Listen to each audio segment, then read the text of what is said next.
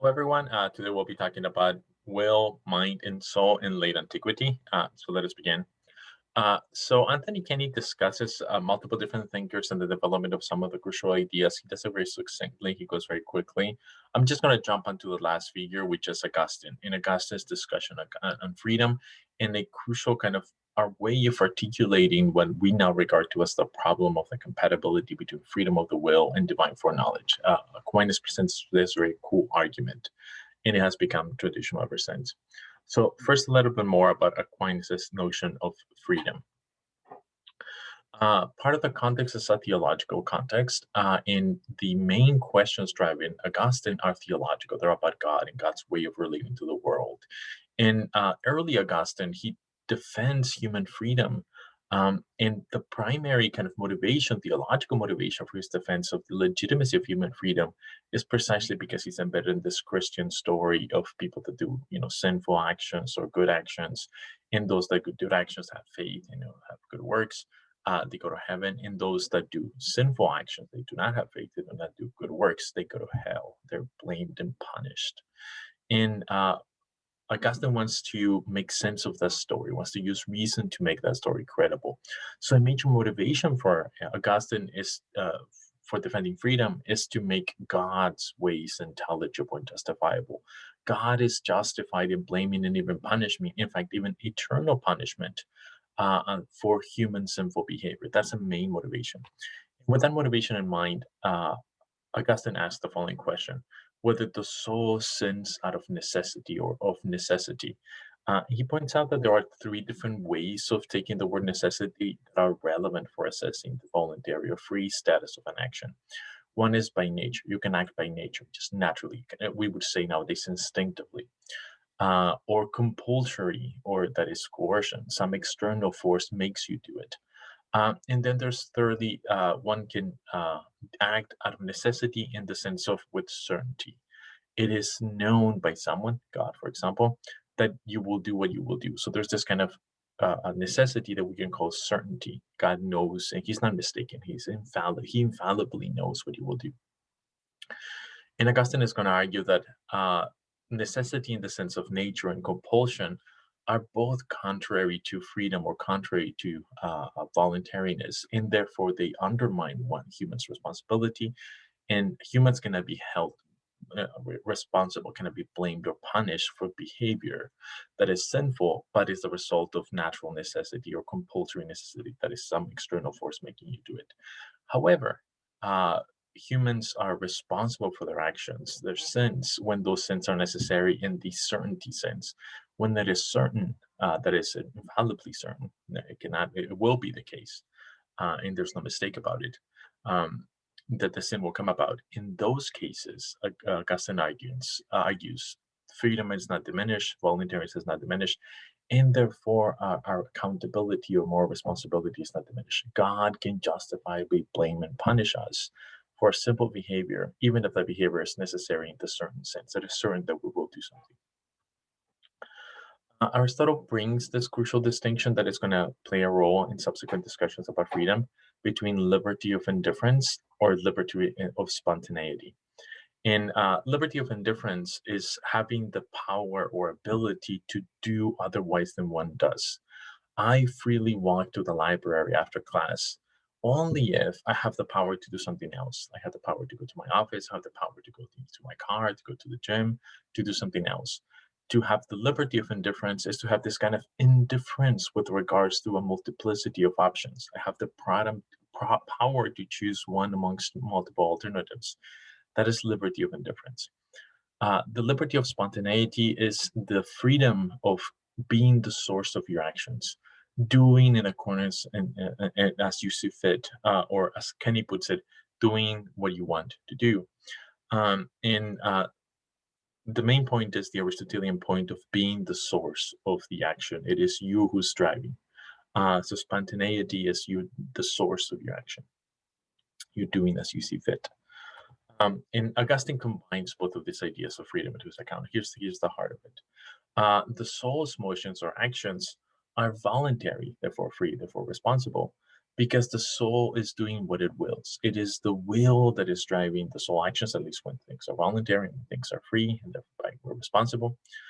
Here's what Augustine says: I do not know what I call my own, if the will by which I want to reject it is not my own. In other words, an action is my action. I identify with it. It is a voluntary action. If it flows from my will, a character that I form, the kind of person that I am, is voluntary if it flows from my will, if it follows from my will. So it is my will that is first and foremost my own. It is that which is the source of my identity, which is the source of my freedom and voluntary actions. And then the things that follow from the will, actions, character formation, and things like that, are voluntary, and I'm responsible for those things. So that's the liberty of spontaneity part. Uh, Augustine continues, but the power to will is itself a two-way power. It's not just this natural font of things that necessarily come out, rather there's options and I can choose.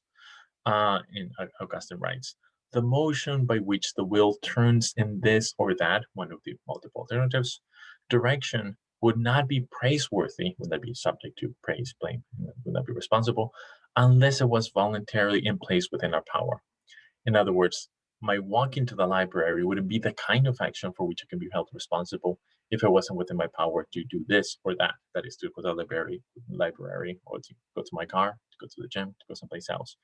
It is by having the power to choose amongst a plurality of options, that is, power to do otherwise, that we are ultimately responsible for our actions. So both liberty of indifference and liberty of spontaneity come together, claims Augustine. And the way in which Augustine develops the argument of the apparent incompatibility between freedom and foreknowledge traces its history back to Aristotle's idea. So this quickly sketch the Aristotle's idea and to see how it ultimately influences Augustine's own way of putting putting the problem. So Aristotle's sitting in the bay. He's seen Athenian ships go to war, and forget what other nation they were battling with, but the Athenian ships when and were leaving the shore, they were going to war, and it took roughly a day's worth of trip to get to the battle place where they're going to have the battle.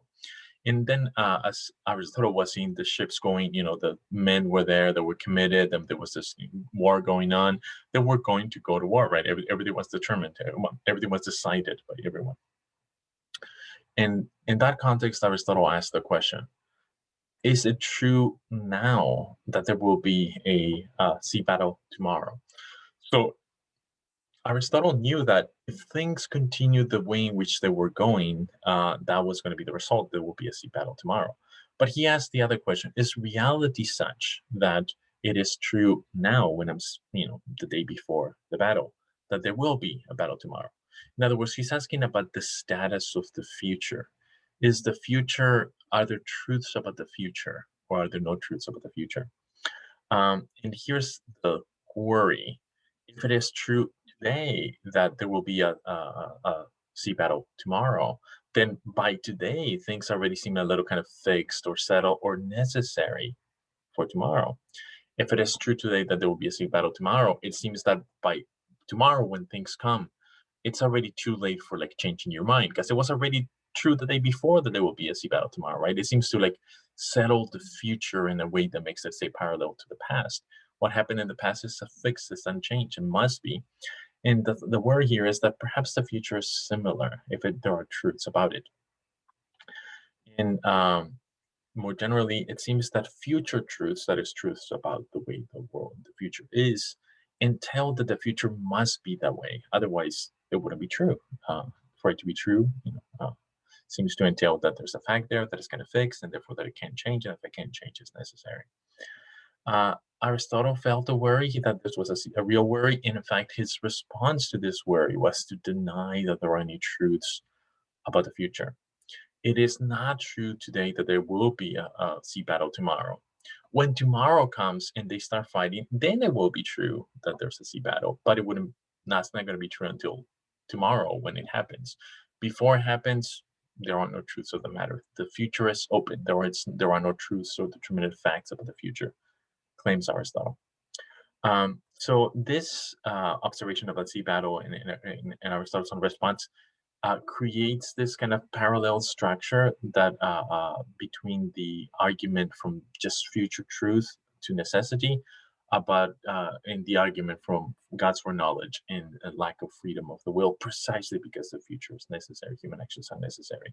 And this is my rendering of both arguments. Here, both arguments side by side, you can see the parallel structure. So logical fatalism, this is on the basis of truth, the future is necessary. And this is just using Aristotle's account. So premise number one, it says that there's a truth about the future. And I put it this way, it is true today, now when I'm speaking, that, quote, this is the thing that is true, there will be a sea battle tomorrow. That's assuming that there are truths about the future. That's premise number one. Premise number two, connecting truth to necessity.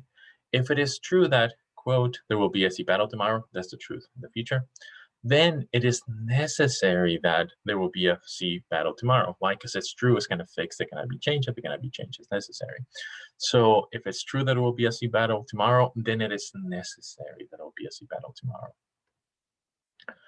Three, if it is necessary that there will be a sea battle tomorrow, then the sea battle of tomorrow is necessary. And this premise three is mostly a linguistic kind of thing. The first is describing necessity to a proposition. There will be a sea battle tomorrow. In the second part, the thing that follows that then is just building the word necessity into the proposition itself. So it's perhaps just a linguistic thing. And from this, we just get the thing we wanted, or at least the thing that the logical fatalist wanted. Therefore, the sea battle tomorrow is necessary. The future is fixed and unchangeable. Of course, there's nothing peculiar about sea battles, right? Holds true of all and every future event. For any future event, you can run exactly the same argument, and the same conclusion will follow about that event. So this argument purports to show that the future is necessary. And the only way of replying to this argument is by looking at the premises and seeing whether or not the conclusion follows, or denying one of the premises.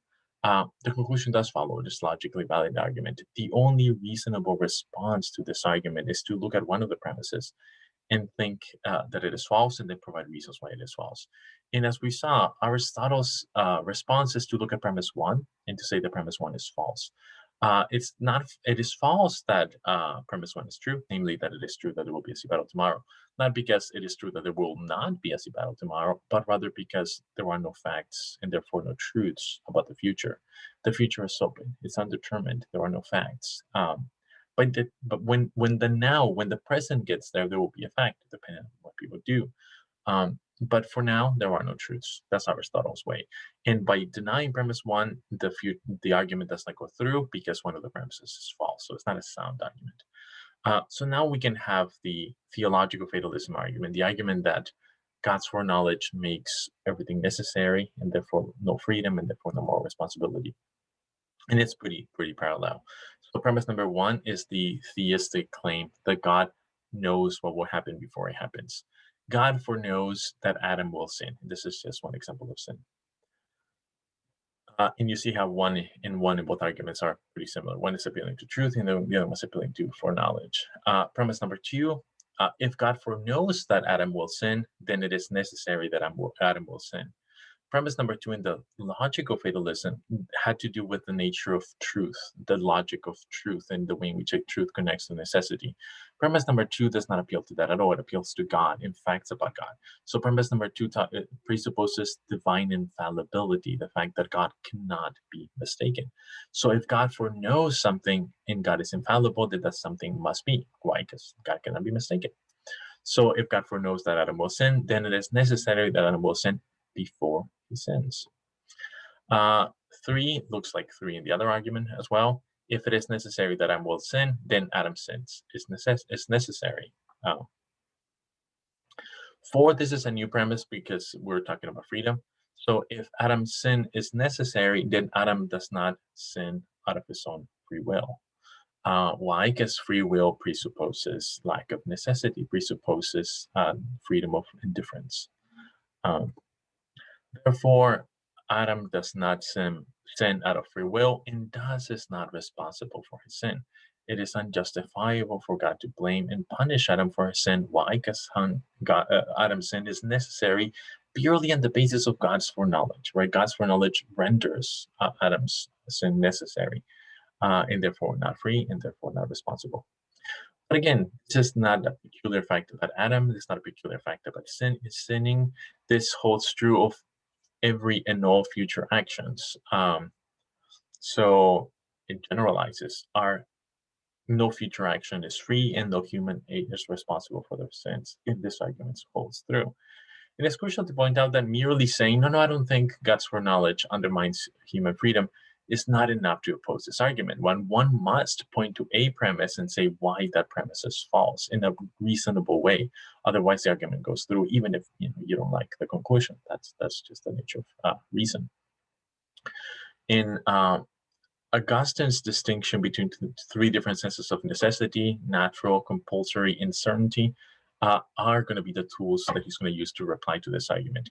And he's going to reply to premise number 4. He's going to deny premise number 4. Premise number 4 says, if Adam's sin is necessary, then Adam does not sin of his own free will. And that's the one that Augustine is going to deny. He's going to deny it by pointing out that the word necessity has 3 senses, and that if you look up in the premise number 2 and number 3, the senses of necessary there is just certainty. God knows and he cannot be mistaken. But it's a claim about God's kind of psychological or mental states. He cannot be mistaken. And certainty is compatible with freedom. The two kinds of necessity that are not compatible with freedom are compulsory or natural necessity. And if you look back at the premise, conclusion 5, Adam does not sin freely and thus is not responsible for his sins. That presupposes that freedom, lack of necessity, as in lack of natural necessity or lack of compulsion or coercion. But that's not what's given by the argument. There is an equivocation in the word necessary that happens in some of the premises, and they transition to the other ones. So the argument can be objected to, can be replied to by denying premise number 4 and making that distinction between two different senses of necessary. If we change the word necessary to certain, then 4 will be false. That Adam's sin is certain does not mean that he doesn't act out of his own free will. He could act out of his own free will and God know it with certainty. If Adam's sins were compulsory, necessary because someone is forcing him, then 4 will be true. If Adam's sins were necessary because he will naturally necessitated to do it, like the physical forces will make him do it or something like that, then he wouldn't be free. But that's not what 4 says. What the kind of 4 that follows from the previous premises is one of uncertainty, and that's not a problem. Okay, let's end here. I'll see you next time.